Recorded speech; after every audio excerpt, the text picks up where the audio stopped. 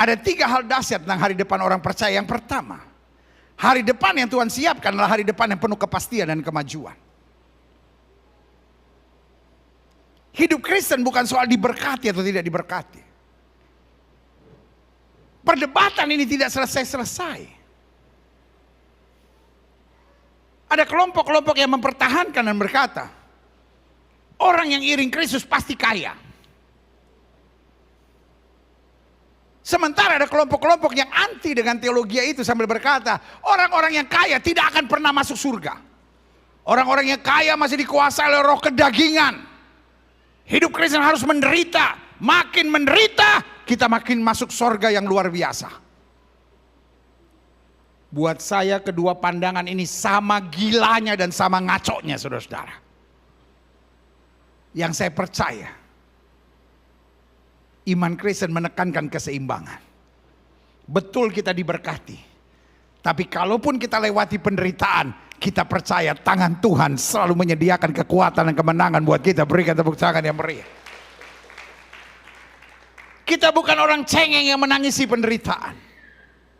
Tapi kita juga bukan orang bodoh yang menikmati penderitaan. Tetapi kita orang berhikmat yang menghadapi penderitaan dan percaya Allah turut bekerja dalam segala perkara untuk mendatangkan kebaikan. Berikan tepuk tangan yang meriah buat Tuhan. Amin. Orang yang percaya pada teologi kemakmuran akan menangisi penderitaan. Orang yang percaya pada teologi penderitaan akan menikmati penderitaan. Tetapi kita yang percaya pada teologi keseimbangan Alkitabiah, kita percaya kalaupun kita menghadapi masa yang sukar, kita percaya Tuhan tidak pernah tinggalkan kita. Dia pegang tangan kita. Kita lebih daripada orang-orang yang menang karena Kristus yang mengasihi kita. Yang setuju katakan amin. Amin. Makanya yang saya percaya, hari depan yang Tuhan siapkan buat kita adalah hari depan yang penuh kepastian dan penuh kemajuan. Sama-sama bilang sama saya, hari esok saya lebih baik dari hari ini. Saya nggak mau tahu siapa yang menjahati saudara. Saya nggak mau tahu badai apa yang sedang kau hadapi. Tapi hari depanmu pasti lebih baik dari hari ini. Iman kita lebih tangguh. Pengalaman kita dengan Tuhan lebih dalam. Hidup kita makin dewasa. Hidup kita makin dipenuhi dengan kuasa Tuhan. Kita makin berjalan dengan hikmat. Dan kita makin hari makin berkenan kepada Tuhan. Yang setuju katakan amin. Sama-sama bilang saya harus lebih maju. Gak apa-apa kita menghadapi badai. Tapi badai membuat kita lebih maju. Gak apa-apa kita menghadapi hal-hal yang menyakitkan. Gak apa-apa kita disakiti dan dikecewakan orang. Tapi semuanya membuat kita lebih maju. Kalau karena kita dikecewakan orang, kita makin dendam. Kita makin kepahitan. Kita makin keluar dari pelayanan. Something is wrong with you. Bartimeus adalah pengemis buta. Dia disakiti, dia dikecewakan. Orang banyak suruh dia diam. Tapi izinkan saya jelaskan apa yang Alkitab katakan. Dia berteriak lebih keras lagi.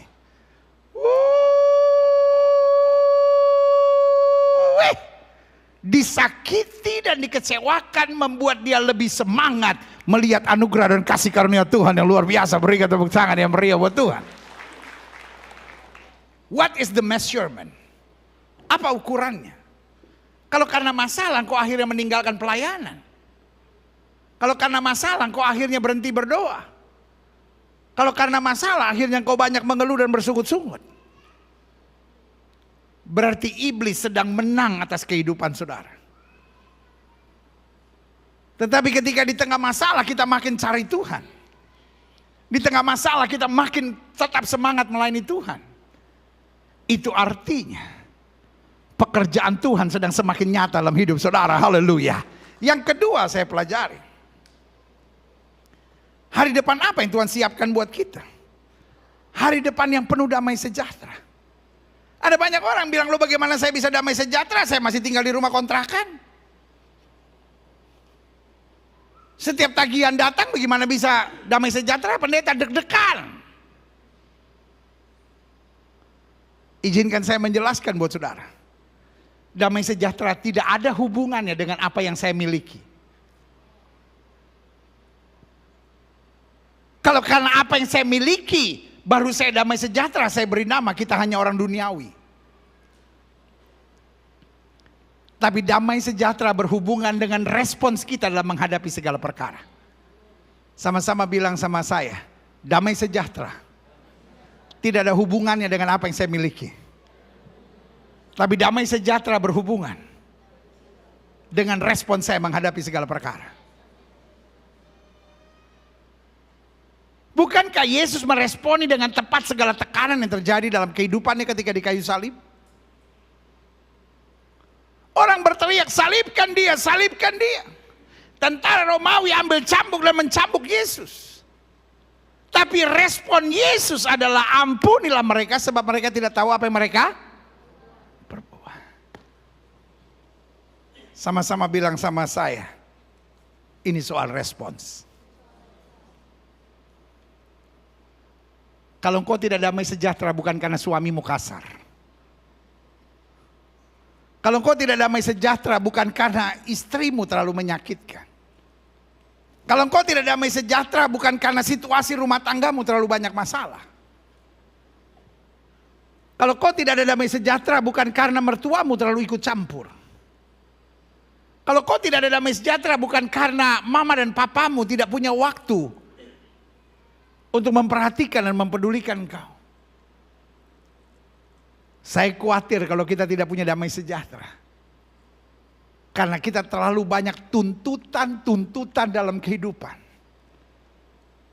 Dan bukan meresponi dengan tepat segala sesuatu yang Tuhan rencanakan dalam hidup kita. Paulus bilang, aku tahu kepada siapa aku percaya. Aku yakin dia berkuasa. Paulus katakan Allah turut bekerja dalam segala perkara untuk mendatangkan kebaikan bagi setiap orang yang mengasihi dia. Berikan tepuk tangan yang meriah buat Tuhan. Bahkan Daud tidak kehilangan damai sejahtera. Ketika dimaki oleh Goliat dan Goliat bilang, anjing ke aku sampai kau datangi aku dengan batu seperti itu. Dia tetap tenang berdiri tegak dan bilang, engkau boleh datangi aku dengan pedang, tombak dan lembing. Tapi aku datangi engkau dengan nama Tuhan semesta alam. Sama-sama bilang sama saya soal respons. Sama-sama bilang sama saya soal respons. Yang ketiga saya pelajari. Apa damai sejahtera, hari depan apa yang Tuhan siapkan buat kita? Hari depan yang penuh arti dan manfaat. Sama-sama bilang sama saya, hari depan yang penuh arti dan manfaat. Kita bukan sembarang menjalani hari depan. Tapi kita mau hidup penuh arti. Bu, sama-sama bilang hidup saya harus penuh arti. Sama-sama bilang hidup saya harus penuh manfaat. Pak, sama-sama bilang hidup saya harus penuh arti. Sama-sama bilang hidup saya penuh dengan manfaat. Hidup kan kita nggak boleh asal jalanin. Yang akhirnya menyusahkan orang, merugikan orang, menyengsarakan orang, lalu sambil berkata, lu saya memang orangnya begini, mau diapain nih? Hidup ini bukan soal apa yang saya mau. Hidup ini bagaimana saya memberi arti dan warna bagi kehidupan ini. Itulah hari depan yang Tuhan mau. Makanya Daud bilang, kejadianku dahsyat dan ajaib. Jiwaku benar-benar menyadarinya. Setuju, katakan amin.